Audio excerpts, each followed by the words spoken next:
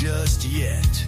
They chose their king, their power was met, but we don't answer to Ottawa yet.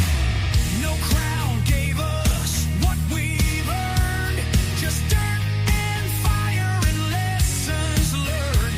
Now the ground it shakes, the steel it groans, and Alberta walks alone. We ride sovereign steel through fire, through frost. We ain't the last, we're the line they lost. Alberta stands, never on its knees.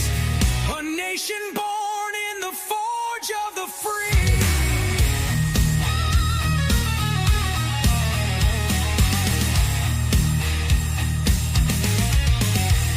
From the rigs to the rails, the crops to the code, we lit their streets, we bore their load.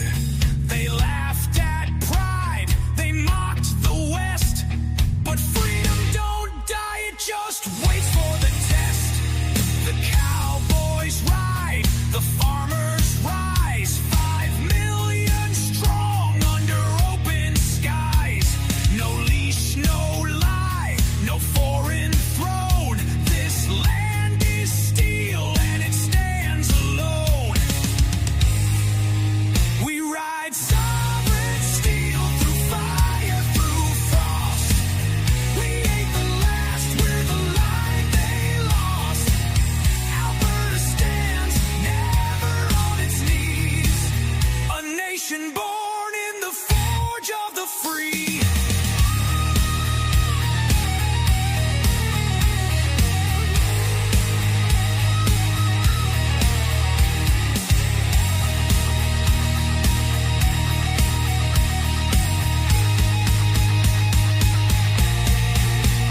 Can't kill the mountain, can't drown the plain, can't burn the spirit that won't be chained.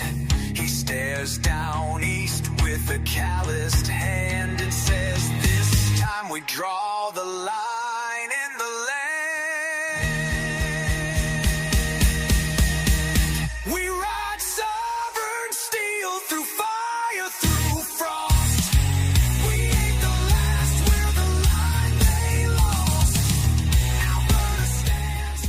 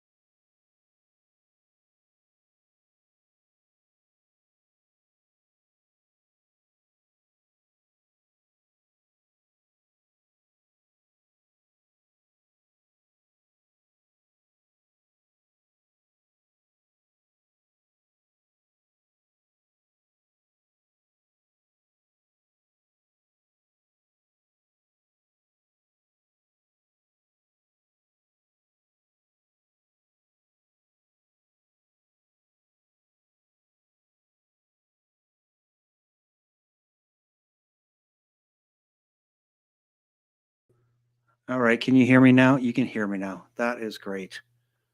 All right. I lost you. I apologize if I did. Um,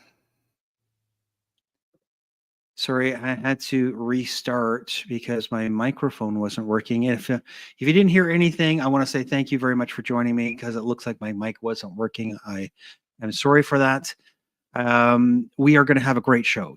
I am grateful that you're here.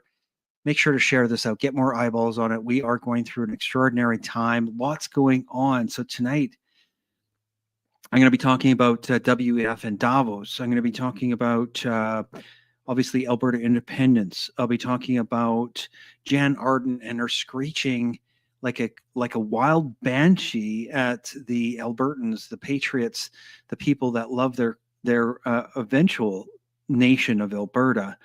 And if she doesn't want, free small government, too bad. Go back to whatever socialist regime that you like to go to that really supports, government shills like yourself. And then we're going to be talking about everybody's favorite topic, the gun buyback program. Oh, yes, we love it when the government takes away our guns. Yes, we do. Oh, so much fun. Please take my guns because, only the criminals can have guns. Oh, we like it when there's only criminals that have the guns. Don't you like that? So amazing. It's such a great idea. If you put the guns in the tyrant's hands, the ones that want to suppress you, want to censor you, the ones that want to, remove all of your rights and take away your ability to make money for your family, your ability to own your home, but you give them the guns, and then the people that don't listen to the rules, the people that don't really care about your rules that you write on paper, they can have guns because you're not going to chase them down. You're going to chase down the law-abiding citizens that purchased them legally and went through all the channels that were necessary to buy them. That makes sense. Anyway, we're going to talk about all of that stuff. And in case my mic wasn't working, I'm going to say this again. I love to support local business. One of them that I love to support is newer to me, Thousand Hills tallow-based skin cream. Great company. My family, we love their products. And their website is just down below. You'll see it at thousandhillsab.ca. Take a look at their website. Great products, great local business. We've got to create this underground or alternative supply, right? Where, we supply each other, we support each other. Also, I'm not your investment advisor, but I do suggest getting gold and silver nuggetstacker.com. Go through unscrewthenews.com. You can find all the links to support the businesses and the books that I like to support at unscrewthenews.com. All right, let's get into unscrewing some news. It's been long enough. I apologize for the mic error that I had. And I am grateful that you're here. Make sure to share this out. We've got to get more people on it. I'm on Substack, YouTube, Rumble, BitChute, probably on Telegram right now. I'm on Twitch, and I'm on yournews.com currently.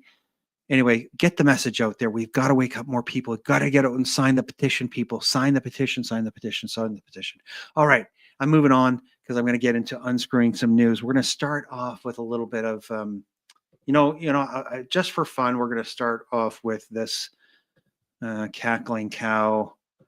And let me see if I can find her. There she is. All right, this is just to set the tone for what we're going to. Jann Arden. Oh, everyone's favorite socialist. All right, here you go, Jann. You just express yourself. Hey, Alberta. Hey, a bunch of fucking separatist wackos. How you doing? Feeling good about yourselves? You're an embarrassment to this country. Everything you have, everything that you have enjoyed, cherished, and benefited from comes from being part of one of the greatest countries on the planet. You guys have your heads so far up your asses that you obviously can't see what pricks you are. The way you are treating Indigenous people, the way you are treating your fellow citizens, your fellow Canadians, you guys are a bunch of creepy little pricks. Alberta will never separate from Canada. It's never going to happen because people like me are going to stand up, throw their shoulders back, and keep fucking yelling. And keep standing up for what I know is right. And what you guys are doing is... What a retard.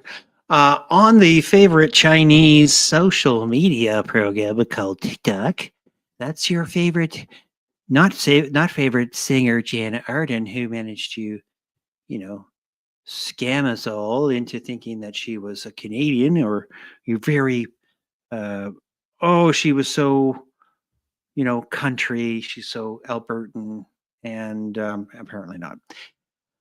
She only fuels a fire as far as I'm concerned. Yeah, go Jann Arden, keep pushing for people to realize that shills like you make us want to leave. And we are doing it for the Indigenous as well. I don't know what she's talking about. What are we doing to the Indigenous people? She's off her rocker, really. Anyway, I'm going to move on to the other topic I wanted to get into. And that is, this was suiting. This is from Yak Stack. And hopefully you can see that. Yeah. I want to read a bit about what he says here. Alberta separation too big to rig as momentum builds. There's little doubt Canadians from coast to coast are finally waking up from the ether-induced nap, courtesy of the federal Liberal government and people like Jann Arden, gently rocked to sleep by taxpayer-funded legacy media, humming the same tired lullaby. Everything is fine. Everything is awesome. They've been repeating that line for years now, even as affordability collapses, bankruptcy spike, and food bank lineups stretch around the block. But don't worry, they insist things are going great. That messaging has lost whatever traction it once had, though. Predictably, they keep trying it anyway because they're well paid and they're going to continue to spin the same. Enter Carney, and now almost a year as PM with nothing to show. No cutting deals with China, casually confirming yet another conspiracy theory turned inconvenient truth around the New World Order. While the Liberals push full steam ahead on their gun grab, attempting to confiscate what were previously legal firearms from licensed, law-abiding Canadians. And if that wasn't enough, they've apparently decided to flirt with the initiating a conflict with the United States, floating the idea that Canadian troops could soon be headed to Greenland to defend it from the American forces. Yes, really, all neatly wrapped in the familiar Orange Man bad foreign policy doctrine. Yes, thanks Yak Stack for that. I think that was well said. And I am going to just open this one up here so I can read this to you in a bit. But Grok and I were doing some work on gun confiscation a little bit earlier that we're going to get to. Anyway, yeah, that's the that's Yak Stack. A little bit about Jann Arden, the gun grab, the gun buyback. We're going to talk about that in a second.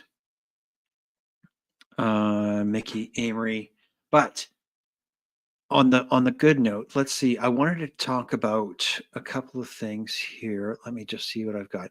Yes, this one right here. Before I get into it, I want to go on a positive note and talk about obviously the big event. I think it's next Monday. Is it already next Monday? Yeah, next Monday, January 26th. It's now so it was at the BMO Center. Apparently, this is much bigger. We can fit more people. The Big Four, January 26th in Calgary to the Big Four. That's on the Stampede grounds. It's now at the Big Four. It's not at BMO, and I'm guessing some Karens had something to do with that. But anyway, I just wanted to tell you that event is going to be fantastic. So they're going to start taking signatures for the petition at 11 a.m. It's 11 a.m. If you want to sign the petition, be there. I'm sure there'll be thousands of people.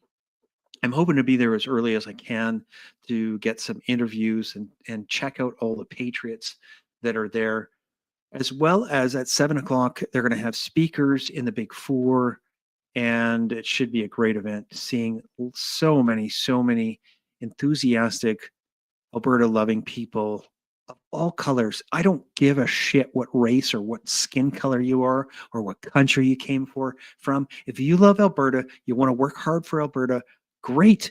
Be here and enjoy the prosperity, the success of your family, all the great things that come with it. It doesn't matter. And you can take your racist bullshit and shove it right up your ass. Yes, there's a lot of white people here. Get over it. All right, redacted. You know what? We're attracting a lot of attention from around the world. This is fantastic. People are going to see that Alberta is moving towards freedom. So this is redacted news out of the States. They're Colorado, big fairly big organization. Alberta's independence movement has exploded. Canada is not ready for what comes next. This could be tear the country apart. This is from David Creighton. David Creighton is an Easterner, so he has no real understanding of what we're going through here in Alberta. Let's just see what he has to say, though. Who knows? Alberta, Canada, about to become its own nation. Wouldn't that be incredible? We're rewriting boundaries in real time, folks, around the world right now. Would they drop Canada altogether, become a free and independent state, province, country? It's happening. Tens of thousands of Albertans lining up in the frigid, cold winter to sign the independence petition. Look at the thousands of people. This is just one spot. I mean, this is just one spot in Red Deer. There's so many spots around Alberta where this is happening. Let's bring in David Creighton, who joins us from Ottawa, Canada now. And I asked David yesterday, I said, David, how real is this movement? How real is it? Are we just seeing some of these social media images? Why don't you talk to somebody in Alberta there, redacted? Is this a real independence movement? David, what did you tell me? This is for real. This is potentially the most real opportunity for Alberta to become an independent nation, independent state in the history of Canada. I spoke to my good friend Jeff Rath last night. He's the legal counsel for the Alberta Prosperity Project, and this is the chief advocacy organization for Alberta independence. And he said the polls right now are 45% and higher for Alberta independence in the province.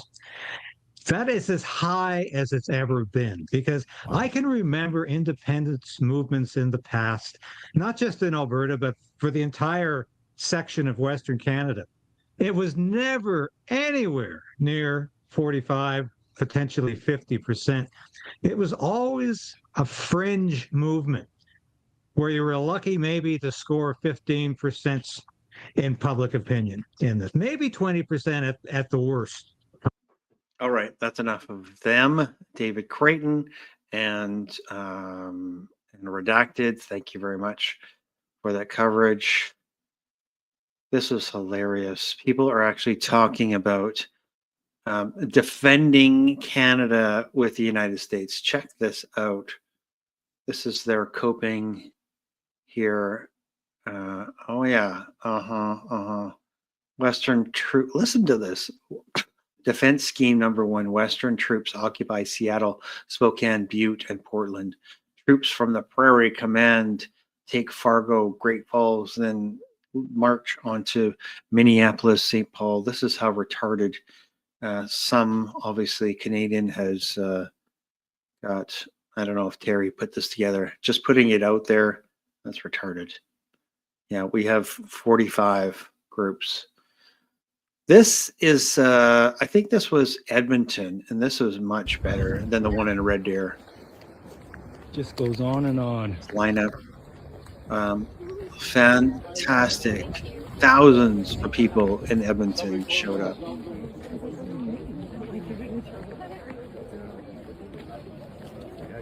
In the snow, in the cold.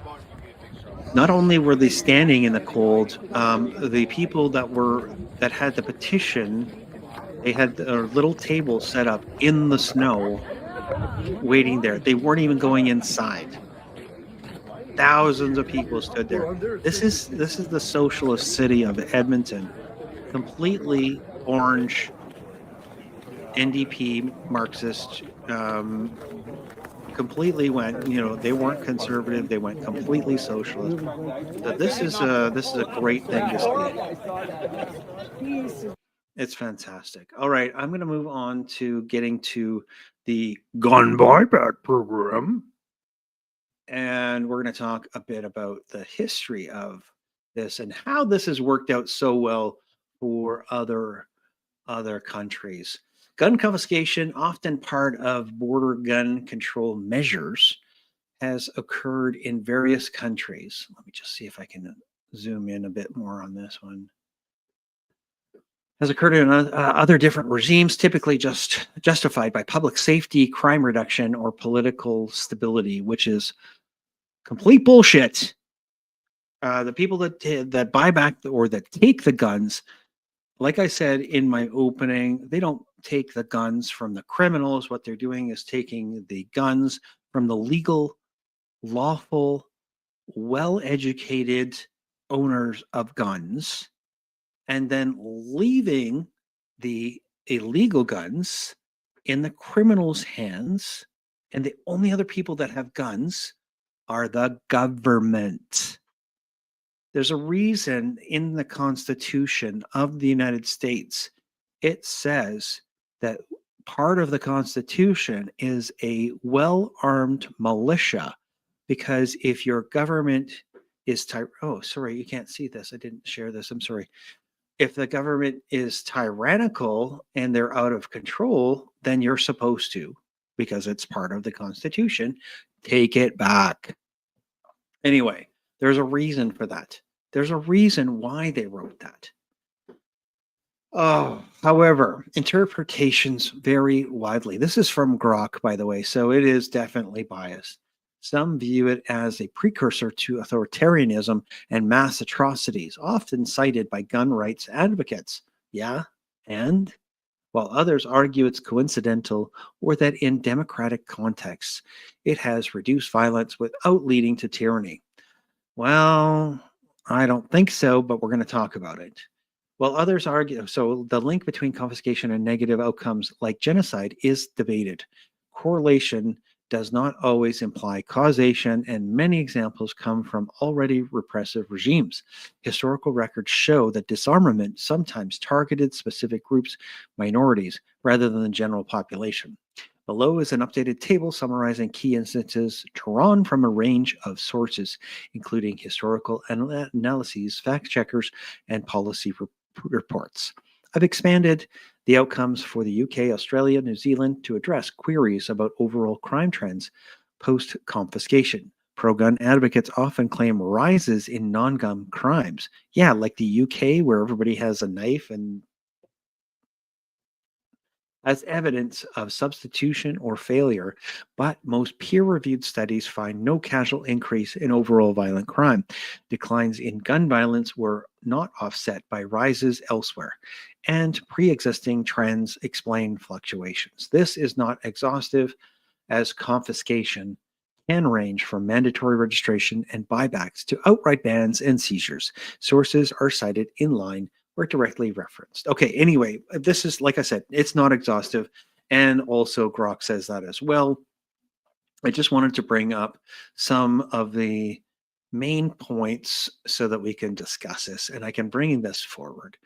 1911 and 1917, Ottoman Empire, modern Turkey, enacted gun control laws restricting manufacture, import, carrying of arms without permission used to disarm Armenian Christians amid rising tensions, enabled Armenian genocide, resulting in 1.5 million deaths through deportations, massacres, and forced marches. Critics note the regime was already authoritarian, and disarmament targeted ethnic minorities rather than the general populace. Right. So that's good, though, if they were already authoritarian. I mean, sort of like Canada, already authoritarian, sort of like Australia, already authoritarian, sort of like New Zealand, already authoritarian, and the UK, who are censoring, want to cancel X, want to censor people, brought in millions of immigrants to create civil war, and then took away the guns. Well, they already took away the guns. So anyway, 1918 to 1929, Soviet Union, Bolsheviks under Lenin, later Stalin, decrees mandated firearm surrender 1918 with criminal penalties. Private ownership largely abolished by 1929, except for party members, or hunters under strict permits. Facilitated Stalin's purges, collectivization, and famines 1930s, leading to an estimated only 20 to 40 million deaths. Pro-gun sources link disarmament directly to repression. Historians argue that the regime's totalitarianism was the root cause, but gun control as one tool among many. All right, 1935 to 1949, China, nationalist government, then Mao Zedong, communist, initial restrictions under nationalists. Post-1949, communists banned private ownership using registration or confiscation, enabled Mao's great leap forward and the Cultural Revolution from the 1950s and 1970s, with only 20 to 45 million deaths from famine, executions, and purges. Debate centers on whether the country... You keep saying this, Grok. It's bull.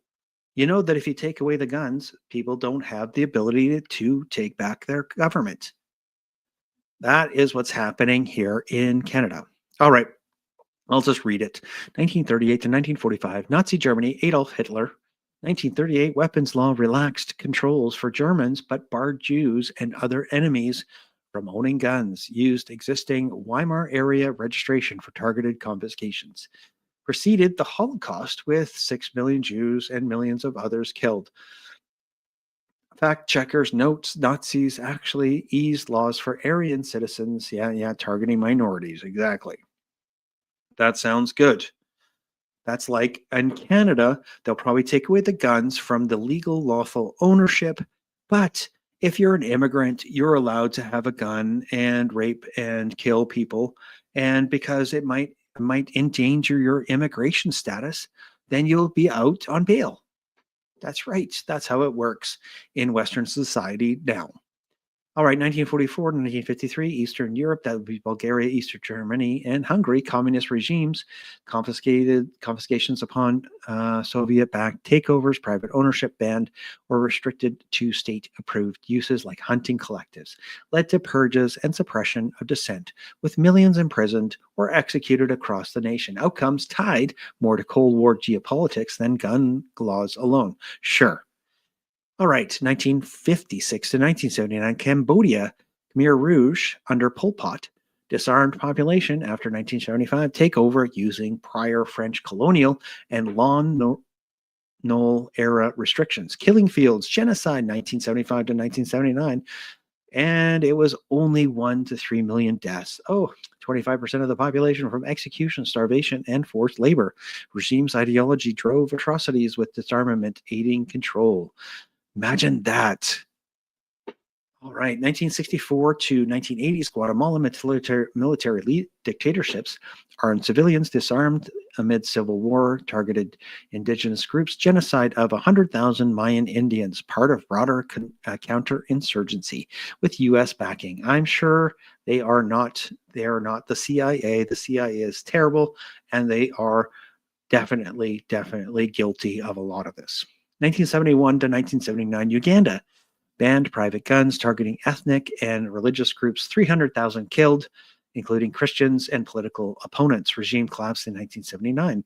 1988 to 1997, United Kingdom, conservative governments, Margaret Thatcher and Major, then Labour, that's Blair, the WEF, UN, globalist, post-Hungerford, and Dunblane, mass shootings, banned semi-automatics in 1988, then most handguns in 1997 via buybacks and confiscations. Sharp decline in gun homicides. No mass shootings since 2010. Overall homicide rates remain stable, but now it's a shithole. Pro-gun critics claim violent crime rose. Serious violent crime up 69%. Yes, gun crime doubled 1998 to 2003, but studies show These were continuations of pre-ban trends. Oh yeah. 1996. This is when they took it away from Australia. Australia, the Liberal National Coalition under John Howard, post-Port Arthur massacre, national buyback confiscation, and there's a good chance that these mass shootings are false flags to actually project and take away your guns, because they can use that as an example. Gun deaths dropped 50% with accelerating declines in firearm homicides. Well, this is good that all the gun deaths went down, and then you jabbed everybody in 2010 or 2021, and then millions of people are going to die from that.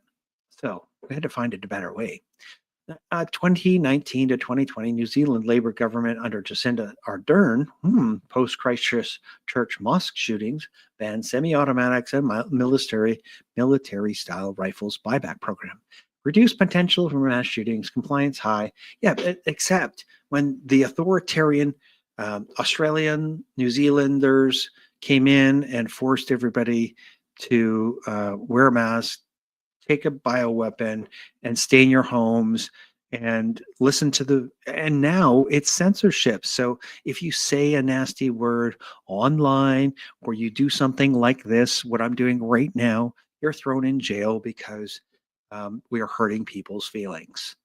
So yes, the guns are necessary. I think guns are good. I personally don't own any, but I think that they're a great idea. Authoritarian context. In non-democratic regimes, confiscation often precedes or enabled mass atrocities, but these governments were already consolidating power through multiple means. You mean like Canada or Australia or the UK or New Zealand? They are all doing the same thing. Boy, I'm not going to read any more of this because it makes me mad, but that is what you have to look forward to if you go ahead and sell your guns to the government or give them to these wackadoodles in our governments now. You know what? There's a couple things I wanted to play here. One of them was federal firearm buyback program to open Monday with March 31st deadline to register. Do not register. Do not turn in your guns.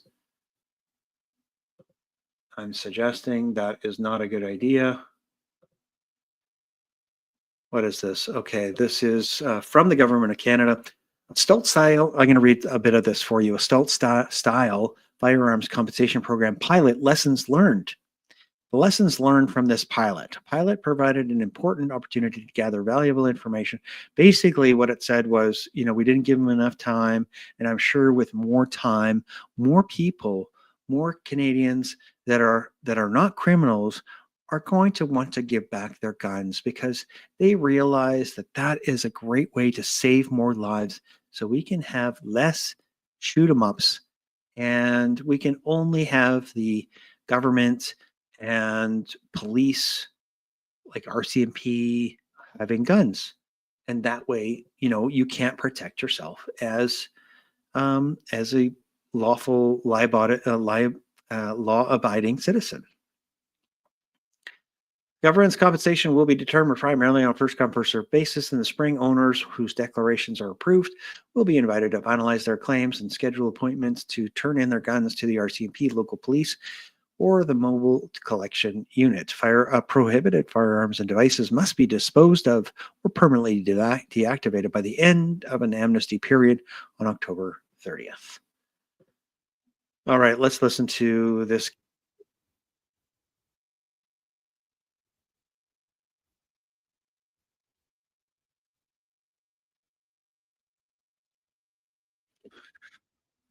Weapons.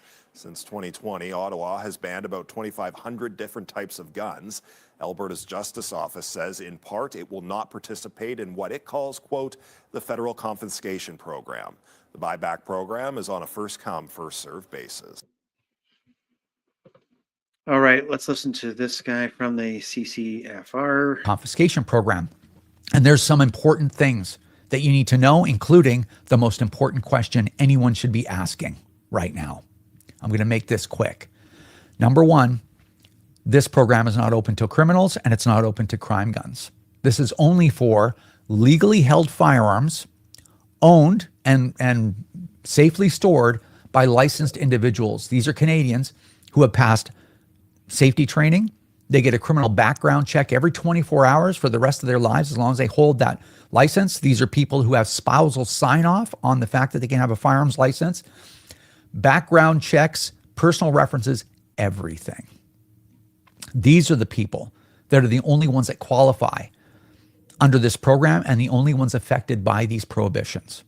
Now, the most important question that no mainstream media reporter has ever asked since 2020 and that very first press conference, no one has asked a two-part question. The first part is this about politics or about public safety?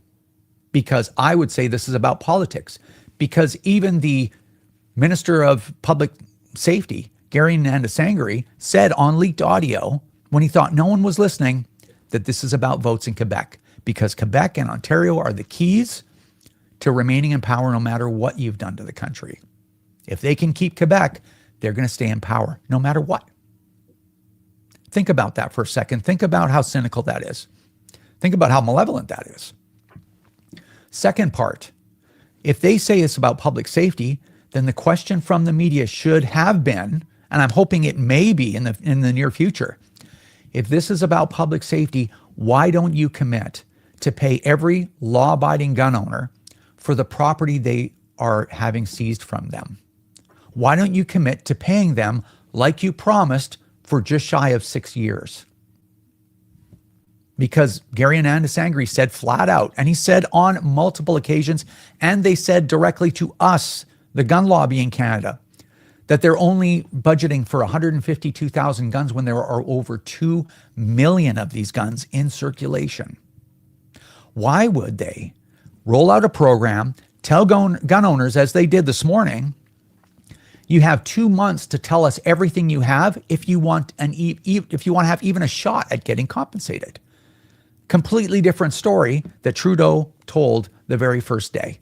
And all the people that held that post of public safety minister, all 6 of them since then. Why wouldn't you just say to Canadians, hey, listen, this is going to cost $6 billion. This is what we got to do to get these dangerous guns out of our communities.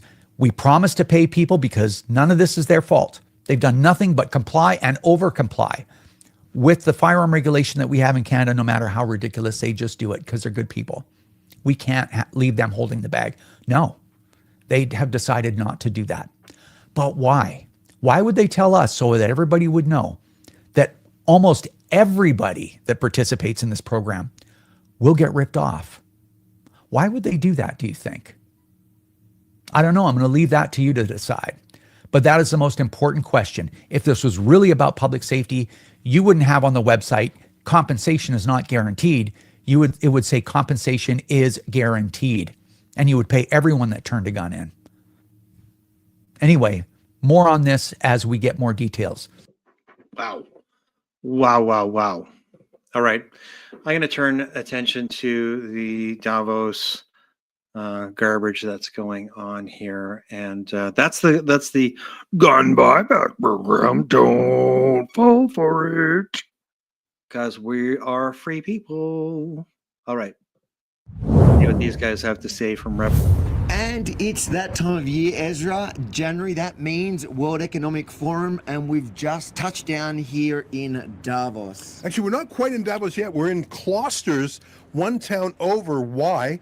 Because every single hotel room in Davos is bought by the World Economic Forum. Every single Airbnb. They do that to make it very difficult for outsiders to get there. So we're in Klosters. We've got to get on the train to go to Davos. Just another step they take to keep them out of sight, out of mind from ordinary people.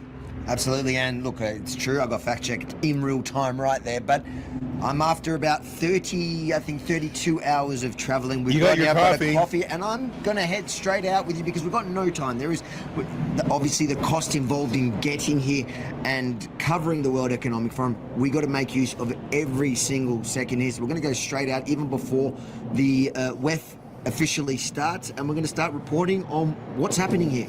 I'm glad you made the journey with Benji, your loyal videographer. You guys do such great work every year, and to come all the way from Australia is staggering. We came from Canada. It was only 12 hours to get here. We flew overnight to Zurich, car to Gloucester, then train up to Davos. The reason I am emphasizing this is because there are no independent journalists up there at Davos. There are hundreds of journalists, but they're members of the World Economic Forum. They pay to be there, so they would never do what I call accountability journalism. They would never ask skeptical or critical questions.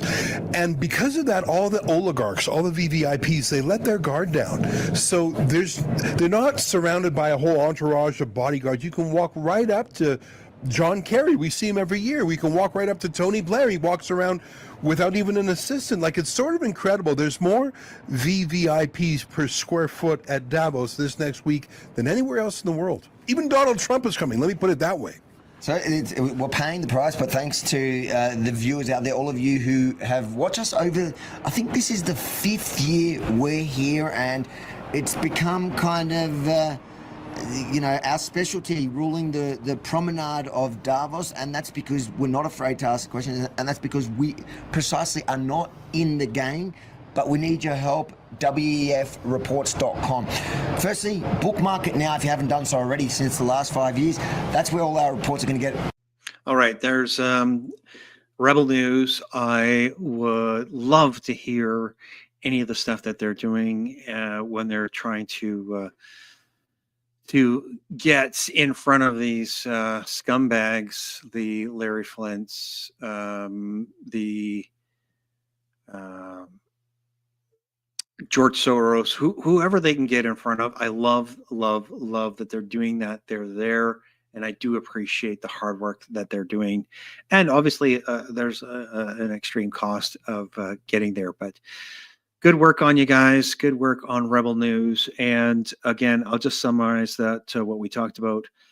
Obviously, the gun buyback program and not getting rid of your guns. But we also talked about Alberta independence tonight and how critically important it is to recognize that there's going to be a lot of screeching and a lot of craziness because the people that hate us so much, the people that hate Alberta and continue to tell us that we suck and that we, are racist and that we use our resources and we want our children to have a family life and we want them to grow up with Christian values and we want to be hardworking people.